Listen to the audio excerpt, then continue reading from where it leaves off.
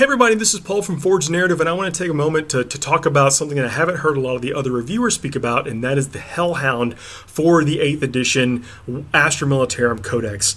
This thing is base point 73, and then you got three different cannon options. You've got the Inferno Cannon, which is a 2d6 shot heavy flamer from 16 inches.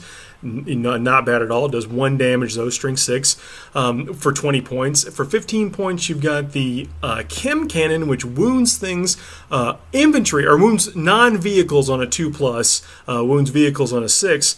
And then you've got my favorite, the Inferno Cannon, which is an assault D3 24-inch, strength 8, -4 AP, D6 damage weapon for 20 points. So base point 73 plus the heavy bolter 8 points, 20 points for this in Melta Cannon.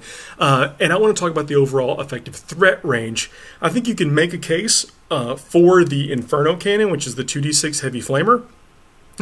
Because there's another added benefit to that. You're going to be aggressive with that tank anyway, and it explodes a little bit better. It explodes on a 4+.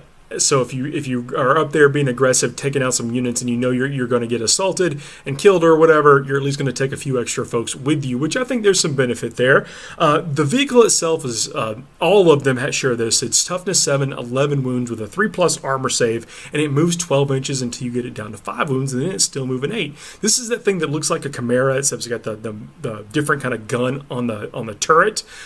So with this Melta Cannon, back to it, it has a 24-inch range, but it's assault D3, and that's very important because being an assault weapon, it's not going to get the negative to hit moving and firing, and that's why I think it's going to put it in contention for the points against a Sentinel, because, you know, I'm a big fan of the Sentinel and what you can do with it, just over its overall effectiveness, but it does have, you know, you do put a las cannon on it, and you want it to be moving around. This thing, with the assault 24 inches, within 12 inches of the weapon, you're going to roll 2d6 and take the highest for its damage. So you're going to get a lot more reliable damage hitting on your 4.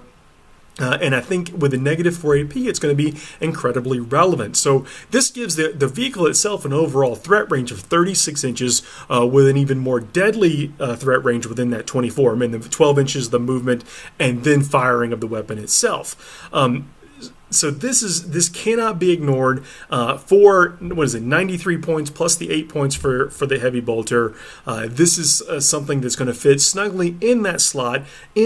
Big proponent of a brigade detachment, getting lots of command points for the Astra Militarum because they have a lot of cheap and effective units. And now with some of the other units like Lehman Russes that we'll talk about in just 1 second, getting cheaper, you're going to have a few extra points to sprinkle around for things like this Devil Dog. That's the name of the version with the Melta Cannon on top. Now, if you're playing a regiment with doctrines, or the regimental doctrines that allow you to manipulate that D3 roll, you're going to be putting out a ton of mobile, effective, probably 2 or 3 shots a turn on average that are going to be doing that big damage. You're going to be able to plug away at some of the larger things that people are going to want to play with in this edition, and as more continue to come out. You get a lucky shot, you know, a Mortarion or whatever, I don't know.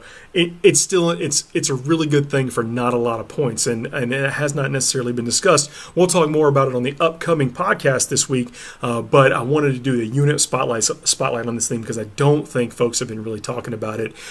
So I think you can make a really good case for the Inferno Cannon. That's the 2d6 shot heavy flamer type cannon, but I'm a huge fan of this assault D3 Melta Cannon simply for the fact that you can move, advance, fire, and you're not reducing your overall effectiveness very much, especially if you're one of these regiments like a Catachin that can manipulate those rolls. And then you're going to have a ton of command points, so re-roll to your heart's content with all your brigade command points, which is nice.